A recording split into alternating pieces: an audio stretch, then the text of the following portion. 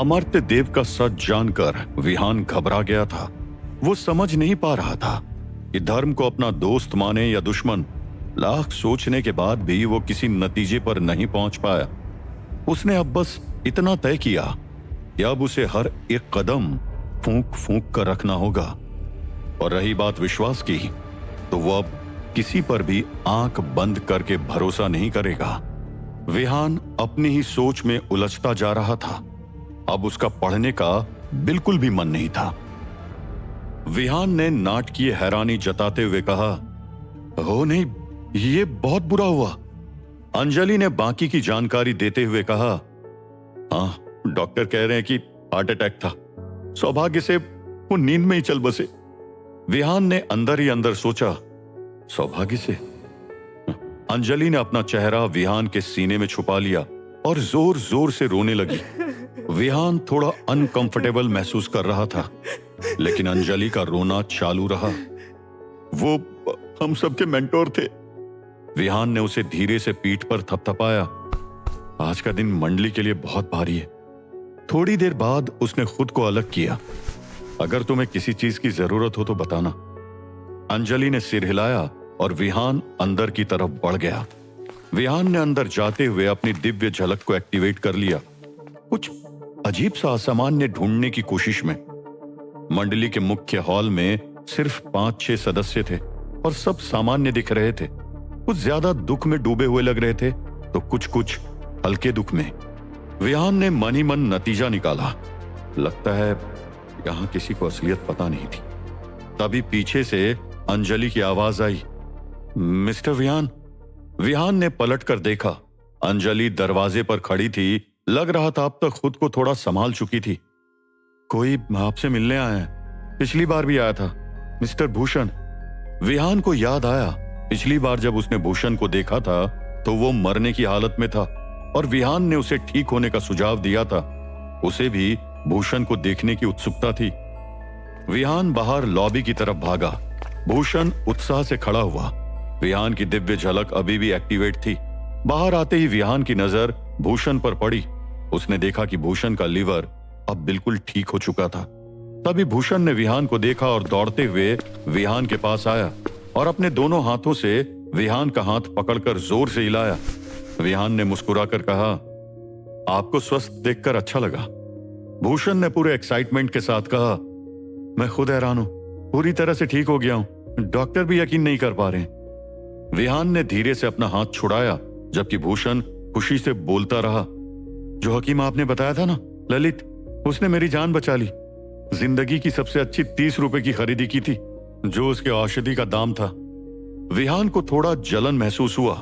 पता तो मेरे भविष्यवाणी से चला, जिसकी कीमत 2 रुपए की थी, और उसी ने तुम्हारी जान बचाई थी। लेकिन फिर उसे असली परेशानी का एहसास हुआ। लेकिन इस ललित की औषधि ने भूषण को इतनी जल्दी कैसे ठीक कर दिया? ये पक्का एक अनंतयामी है जिसे औषधियों की समझ है। क्या मुझे कैप्टन को बताना चाहिए? लेकिन वो तो खुद अभी परेशान है। भूषण ने विहान की सोच में इंटरप्ट करते हुए कहा, और देखिए उसकी औषधि का असर। अभी अभी उसे धन्यवाद बोलकर आया हूं। भूषण ने फिर से विहान को थैंक्स कहा, फिर अंजलि की ओर देखा और उंगली से विहान की ओर इशारा करते हुए कहा, यह आदमी सिर्फ भविष्यवक्ता नहीं, एक दूरदर्शी है। अंजलि ने हल्की मुस्कान के साथ कहा, मुझे पता है। विहान मुस्कुराकर रह गया। फिर उसने हाथ हिलाते हुए कहा, धन्यवाद की कोई जरूरत नहीं, इसी के लिए तो सब भविष्यवाणी करवाते हैं। भूषण ने सिर हिलाते हुए कहा, आपके लिए धन्यवाद छोटा शब्द है। अब मैं ललित की दुकान फिर से जाने वाला हूं। उसने और भी दवाइयां बताई है। विहान की आंखें सिकुड़ गई। उसने हैरानी से पूछा, एक और दवाई? लेकिन आप तो चमत्कारी तरीके से ठीक हो गए थे। भूषण हंस पड़ा। उसने अंजलि की तरफ देखा, फिर विहान के करीब आया और धीमी आवाज में बोला, हाँ, वो तो ठीक है, लेकिन ये जो दूसरी दवाई है ना, ये थोड़ी खास है। इसमें लाशों का पाउडर और कुछ जड़ी बूटियां मिली होती है। इससे तुम अपनी पत्नी और अगर शादी नहीं हुई है तो अपनी गर्लफ्रेंड को ज्यादा खुशी दे सकते हो। इतना कहते ही भूषण हंस पड़ा। विहान थोड़ा पीछे हट गया। इससे पहले कि भूषण कुछ और बताता, विहान ने उसे टोकते हुए कहा, लाश का पाउडर कहा आपने? भूषण ने शरारती मुस्कान के साथ सिर हिलाया। हाँ, ललित ने कहा था कि बनारस के सारे अमीर और नवाब इसके लिए पागल हैं। ये मर्दों की ताकत बढ़ा देता है। विहान को उल्टी सी आने लगी। तुम कहना चाहते हो कि ये पाउडर लाशों से बनता है और लोग इसे बेडरूम की जरूरत पूरी करने के लिए खाते हैं। तभी पीछे से गिरीश की आवाज आई। क्या आप लोग ललित की उस दवा के बारे में बात कर रहे हैं जिससे इंसान बेडरूम में एक खिलाड़ी बन जाता है? अंजलि ने हैरानी से भौएं चढ़ाई। भूषण ने चौंकते हुए कहा, तुमने भी उसके बारे में सुना है? मिस्टर विहान ने मुझे उसका नाम बताया था। विहान के मन में कुछ और ही चल रहा था। उसने सोचा, शायद अब सच में ललित की जांच करनी पड़ेगी। इतनी वाहियात बातें सुनना भी किसी सजा से कम नहीं है। गिरीश उसकी तारीफ करता जा रहा था। मैंने बहुत कुछ सुना है उसके बारे में। उसके पास कुछ और भी स्पेशल दवाई है जो तुम्हें पसंद आएगी। फिर वो भूषण का कंधा पकड़कर अंदर की तरफ बढ़ गया। दोनों की हंसी और बातों की आवाज धीरे धीरे दूर होती गई। विहान ने अंजलि की तरफ देखा, जो अब जानबूझकर अपना चेहरा अखबार में छुपाए बैठी थी। तुम जानती हो, मेरा मतलब वो नहीं था। उसने लंबी सांस ली और फिर चुप हो गया। फिर उसने मन ही मन सोचा, अब वक्त आ गया कि ललित की दुकान पर जाया जाए। विहान एक बग्गी में बैठकर सुंदरपुर की तरफ रवाना हुआ। पूरे रास्ते वो दिमाग से उस जोश से भरपूर लाश के पाउडर की छवि मिटाने की कोशिश करता रहा। उसे ललित के बारे में और जानना था। वो कितना ताकतवर और खतरनाक अनंतयामी था। और सिर्फ यही नहीं, विहान ये भी देखने को उत्सुक था कि उसकी दुकान में और कितनी अजीब और जादुई चीजें हैं। जैसे ही गाड़ी रुकी, विहान की आंखें चौंधिया गई। ये क्या है? विहान ने बग्गी के ड्राइवर को कुछ सिक्के थमाए और उतरकर सीधा दुकान के सामने जा पहुंचा। हैरान और परेशान वो बड़बड़ाया, लेकिन भूषण तो बस कुछ देर पहले यहीं था और यहीं से भविष्यवाणी मंडली गया था। विहान ने ललित की औषधि की दुकान के साइन बोर्ड की तरफ देखा, लेकिन दुकान बंद थी। सिर्फ बंद नहीं, पूरी तरह से सील और सुनसान। विहान हैरान था। उसे ललित और उसकी जादुई औषधि के बारे में कुछ नहीं पता चल पाया। अगली सुबह विहान आराम से उठा और जब वो जागते रहो सिक्योरिटी कंपनी की तरफ पैदल जा रहा था तो पिछले दिनों से ज्यादा रिलैक्स महसूस कर रहा था। उसने तय कर लिया था कि एक अच्छी नींद लेना ललित की बंद औषधि की दुकान से ज्यादा जरूरी है। विहान ने मन ही मन सोचा, अगर वो चला गया तो अब कोई खतरा नहीं, और अगर दोबारा सामने आया तब देखा जाएगा। वैसे भी आज उसके संगठन के आधिकारिक सदस्य बनने की खुशी में सेलिब्रेशन डिनर था और वो सच में उसके लिए बहुत एक्साइटेड था। यह खुशी का एक नायाब पल था सारी उठापटक के बीच, क्योंकि संगठन का आधिकारिक सदस्य बनने के बाद उसे काफी सारी शक्तियां मिल सकती थी, जिससे इन सीक्वेंसेस को पार करने का रास्ता खुलता जाता जो सीधे कालवेद तक पहुंचता था। जब वो ऑफिस पहुंचा तो रोशनी उसे देखकर खुशी से उछल पड़ी। विहान, मुझे बहुत अच्छा लगा जानकर कि तुम हमारे संगठन के आधिकारिक सदस्य बन गए और मैं आज रात के डिनर के लिए बहुत एक्साइटेड हूँ। बहुत बहुत बधाई। विहान के चेहरे की खुशी कुछ ज्यादा ही बढ़ गई। रोशनी ने खुशी में विहान को गले लगा लिया।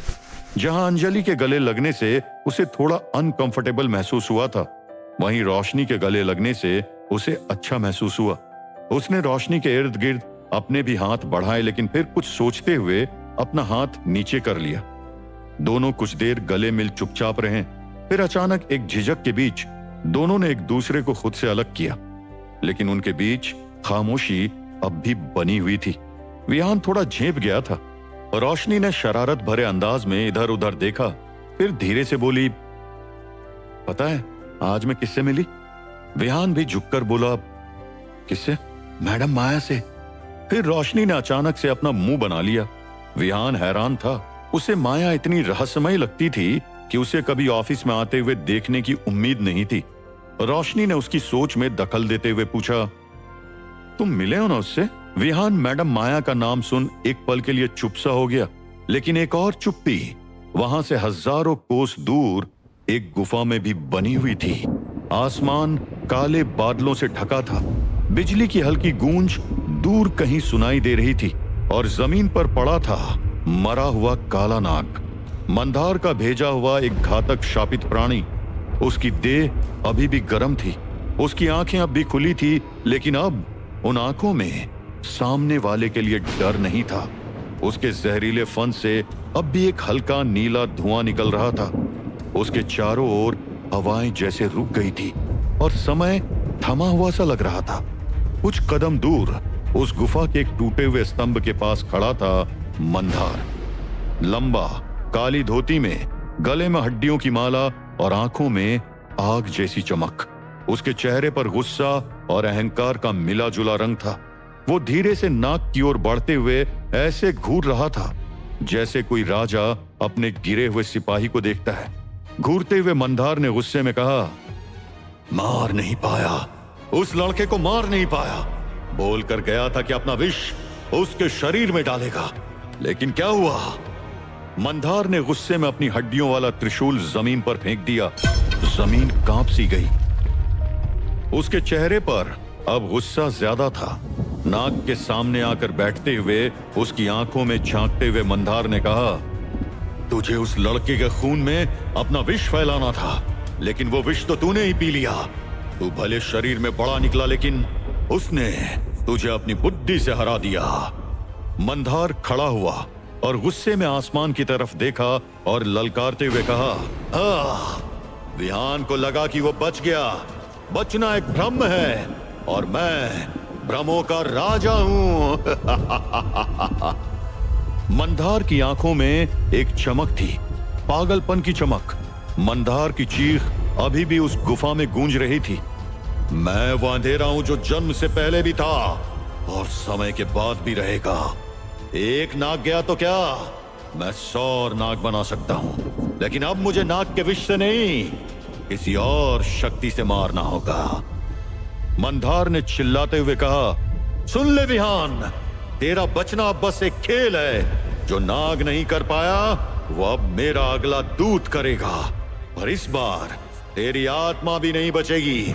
मैंने समझ लिया कि तुझे कैसे मारना है। बहुत हो गया, अब तो या तो तू या मैं। मंदार की आंखों से एक काली चमक निकली और एक बार फिर एक अहंकार भरी आवाज आई, हर हार बस अगली चाल को और घातक बनाती है, और ये मेरी आखिरी हार थी। अब हारने की बारी और मरने की बारी तुम्हारी है विहान। मंदार जोर जोर से हंसने लगा। उसके अहंकार की हंसी गुफा में गूंज रही थी। क्या होगा मंदार का अगला वार? क्या मंदार अपनी हार बर्दाश्त कर पाएगा? क्या धर्म विहान के लिए नई मुसीबत लेकर आने वाला है?